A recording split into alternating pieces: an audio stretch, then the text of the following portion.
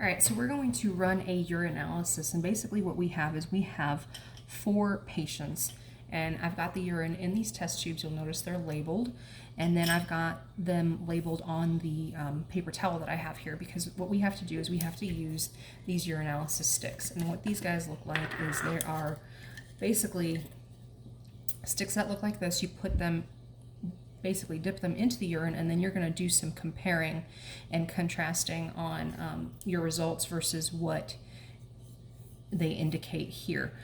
So the first thing you want to do is you want to dip the urinalysis stick into the urine. You want to make sure all the squares are covered. Once you're done with that, shake off some of that excess, and then you're going to have to let them sit for about 30 seconds, and then you're going to start reading them. So as I'm setting this up, the other thing that you also need to look at is the color of the urine, as well as the transparency, as well as the odor. So the first thing you want to do is you kind of want to take a look at the first sample. So the first sample kind of has this medium yellow color to it. You can see it's pretty clear, and then if you smell it, you'll notice it's kind of got a mild odor. All of these have a mild odor. All of these are fake urine, so you kind of get an idea of what it looks like. So in the second patient, you'll notice that the urine is pretty orange. So, and it's got a little bit of a cloudiness to it. When you compare the first one to the second one, it's a little more cloudy. So that's the other thing you're going to notice. It's got a mild odor as well.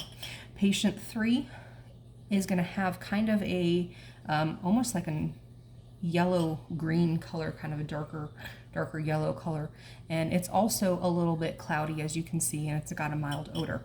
Patient 4 is actually our control. So this is normal urine. It's kind of a yellowish color, it's clear, and it's got a mild odor. So this is kind of what it should look like. So after we've dipped the stick, we wait 30 seconds, and then we start reading. Basically what we're going to do is we're going to compare the color of the strips. You'll notice how I'm holding the handle down, and then what you do is you actually start reading from the bottom up. So this first one, you'll notice, is very, very dark. So that's going to be the basically we're looking at glucose, and it's showing you that it's got over 2,000 milligrams per deciliter, essentially. So there's a lot of glucose in this urine, and you're going to continue reading up as you move through.